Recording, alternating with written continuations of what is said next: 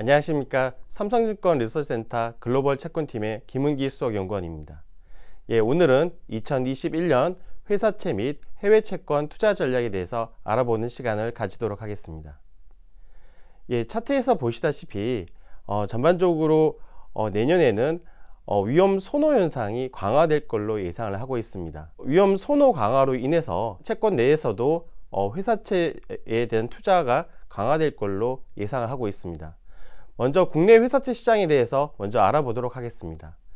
차트에서 보시다시피 국내 회사채 시장은 2008년도 글로벌 금융위기 이후에 3번의 회사채 시장 위기와 그 다음에 호황을 나타내고 있습니다. 2012년도 10월 달에 웅진홀딩스 부도 이후 2013년도와 14년도에 걸쳐서 STX, 동양 등 중견그룹들 부도가 이어졌습니다. 그러면서 크레딧 스프레드 자체는 이렇게 확대되는 모습을 보였었는데요. 확대된 이후에 크레딧 스프레드는 다시 축소하는 모습을 보였습니다. 그리고 나서 2015년도 하반기서부터 대우조선해양 분식회계 이슈가 나오기 시작하면서 다시 크레딧 스프레드는 다시 급등하는 양상을 보였습니다. 그 이후에 다시 크레딧 스프레드는 다시 축소하는 모습을 다시는 보였는데요. 특히 2017년도 이후에는 A등급 회사채 스프레드가 전격적으로 축소하는 모습을 보이면서 A등급 회사채 호황기를 이루는 모습을 보였습니다. 그러다 크레딧 시장 호황기는 2019년도까지 계속 이어지는 모습을 보였습니다. 그러나 다시 2020년 코로나19 사태로 인해서 단기자금 시장 경색이 발생하고요. 그러면서 크레딧 시장도 불안해지면서 크레딧 스프레드가 동반해서 급등하는 양상을 보였습니다.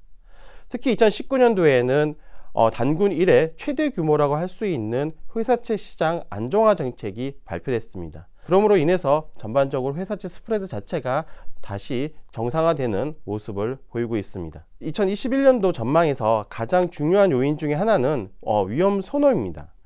위험 선호를 갖게 된 가장 중요한 요인 중에 하나는 코로나19 불확실성 해소와 그 다음에 경기 회복에 대한 부분입니다. 최근에 이제 코로나19 백신 개발 현황을 보시면은 화이자 백신 이후에 모더나, 아스트라제네카 등 백신 개발을 발표했습니다. 특히 이 백신 개발에서 코로나19 예방 효과가 매우 높은 것으로 발표되면서 코로나19의 종식에 대한 기대감이 커지고 있습니다. 특히 최근에 FDA 긴급 승인으로 인해서 전반적으로 이 코로나19가 내년에 종식될 수 있는 가능성에 대해서 점진적으로 높아지는 양상을 보이고 있습니다. 그리고 내년에는 2021년도에는 글로벌 경제도 굉장히 빠른 성장세를 보일 걸로 예상을 하고 있습니다. 물론 글로벌 경제뿐만 아니라 미국, 선진국 등 주요한 경기들이 2020년대 코로나19로 인해서 큰 폭의 하락세를 나타내고 있습니다. 내년의 성장률 자체는 이 잠재 성장률의 2에서 3배 정도까지 성장할 걸로 예상을 하고 있습니다. 물론 이 성장 기조에는 올해 굉장히 성장폭이 낮았던 기저효과가 깔려 있겠지만 확대 재정정책뿐만 아니라 확대적인 통화정책도 동반되면서 전반적으로 글로벌 경기가 성장하는 모습을 보일 걸로 예상을 하고 있습니다. 이와 같이 이 올해 전반적으로 경기 불확실성을 높였던 코로나19 불확실성 해소와 내년에 대한 경기 회복으로 위험 선호에 대한 강화가 나타나고 있습니다. 이로 인해서 채권 시장 내에서 위험 선호가 나타나면서 국채보다 상대적으로 위험 자산인 회사채에 대한 투자가 강화될 걸로 예상을 하고 있습니다. 올해 코로나19로 인해서 사실 불안했던 회사채 시장이 안정화되는 데 가장 큰 역할을 했던 것은 정부의 정책 부분입니다. 특히 회사채 시장 안정화 정책으로 인해서 투자 심리 개선이 가장 큰 역할을 해왔습니다. 우리나라 국내 회사채 시장도 단군 이래 최대 규모라고 할 수 있는 선제적인 회사채 시장 안정화 정책이 발표됐습니다. 특히 올해 이 회사채 시장 안정화 정책에서 가장 큰 역할을 한 것 중에 하나가 채권펀드와 기업 유동성 지원기구라는 SPV가 가장 큰 역할을 했습니다. 특히 20조 원씩 각 한도가 20조 원씩으로 굉장히 큰 규모의 지원 규모를 나타내고 있습니다. 그러나 올해 사용한 금액은 채권펀드가 한 2조 원 정도 사용을 했고요. 기업 유동성 지원기구인 SPV가 한 2.2조 원 정도 사용했습니다. 많은 금액을 사용하지 않았음에도 불구하고 전반적인 회사채 시장 스프레드는 다시 안정화되고 있는 모습을 보이고 있습니다. 투자자 입장에서 본다 그러면은 한도 금액 대비했을 때 사용 금액이 그렇게 크지 않기 때문에 나머지 이 잔여 한도들이 추가적으로 시장에 나올 수 있는 리스크 부분에 대한 안전판 역할을 할 걸로 예상을 하고 있습니다. 다시 국내 코로나19 재확산에 대한 우려가 커지면서 여러 가지 금융시장에 대한 변동성에 대한 우려 부분도 사실은 이런 지원 정책으로 막을 걸로 예상을 하고 있습니다. 특히 이러한 지원 정책으로 올해 회사채 시장 스프레드 축소를 보시면은 순차적으로 3월 달에 회사채 시장 안정화 방안이 발표된 이후에 AAA 등급에 있는 스프레드가 먼저 축소를 하기 시작했습니다. 이후에 시간이 지나면서 AA 등급이 다시 축소를 하기 시작했고요. 특히 7월 달에 설립해서 8월 달에 실질적으로 매입을 시작한 비우량 회사채인 기업 유동성 지원하는 비유동성 지원기구가 회사채를 매입하기 시작하면서 A등급도 최근 들어서 스프레드가 축소하고 있는 모습을 보이고 있습니다. 순차적으로 이런 스프레드 축소가 회사채 시장 투자 심리에 큰 폭의 개선세를 이루고 있는 모습입니다. 내년에 다만 걱정이 되고 있는 부분 중에 하나는 신용등급에 대한 하락 부분입니다. 특히 올해 코로나19로 인해서 실적이 부진했던 영화 상영관, 호텔 및 면세, 그리고 정유업종들 같은 경우에 신용등급을 떨어뜨리기보다는 신용등급 전망이 부정적인 전망이 많이 늘어났습니다. 특히 부정적인 전망이 늘어난 기업 수를 보면은 작년 말 대비했을 때 올해 3분기 말을 비교해 보면은 부정적인 전망 기업 수가 증가한 폭이 1.7배, 약 2배가량 증가를 했습니다. 결국에는 올해 결산 실적을 보고 나서 내년 2분기 때 2분기 정기 평정 시기 때 회사채에 대한 본격적인 하락세가 예상을 하고 있습니다. 특히 이러한 신용등급 하락에 대한 우려 부분이 내년 2분기 정도에는 좀 나타날 걸로 예상을 하고 있고요. 그러므로 인해서 내년 2분기 때는 다소 투자 심리가 둔화되는 그런 모습을 보일 걸로 예상을 하고 있습니다. 그럼에도 불구하고 내년의 신용등급 하락은 좀 단기적이며 이미 가격에는 충분히 반영되어 있다라고 판단하고 있습니다. 특히 2021년도의 기업 실적 회복과 함께 현금성 자산 비중이 많이 증가할 걸로 보이고 있습니다. 특히 올해 팬데믹으로 인해서 기업들이 가장 집중했던 부분 중에 하나가 현금 유동성에 대한 확보였습니다. 올해는 회사채 발행을 많이 하면서 기업 유동성에 대한 확보가 좀 이루어졌던 측면이 있는데요. 특히 내년에는 기업 실적 회복으로 인해서 영업 현금 흐름 개선에 따른 현금성 자산 규모가 증가할 걸로 예상을 하고 있습니다. 아무래도 기업 현금들이 증가하게 되면은 기업에 대한 부도 위험성은 상대적으로 낮아질 걸로 예상을 하고 있습니다.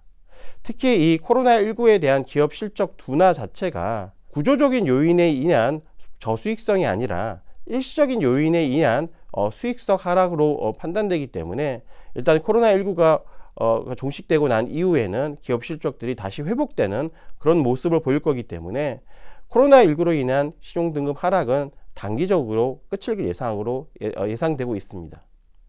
두 번째 부분은 이러한 신용등급 하락을 어느 정도 가격에 다 반영해 있다고 생각하고 있습니다. 가장 큰 이유 중에 하나는 이번 코로나19로 인해서 산업에 미쳤던 영향들 자체가 어느 정도 다 정해져 있었고 시장에서 충분히 예측 가능했기 때문에 코로나19로 인해서 부정 영향을 많이 받았던 산업군 위주로 회사채를 발행하면서 스프레드가 어느 정도 일정 수준 많이 반영되어 있다라고 보이고 있습니다. 2019년 말에 평가를 해본 결과 자기 등급 대비했을 때 등급이 한 등급 이상 하락했을 때 신용도 가격을 반영해 놓은 기업들 수 자체가 그렇게 크지는 않았습니다. 그러나 올해 이제 11월 달에 보시면은 올해 하반기 보시면은 전반적으로 신용등급 하락을 한 등급 정도 하락하는 거를 금리를 반영한 기업들 수가 굉장히 크게 많이 증가했습니다. 특히 이런 요인을 본다 그러면은 이미 시장에서는 내년의 신용등급 하락을 충분히 가격에 반영해 놓았었고요.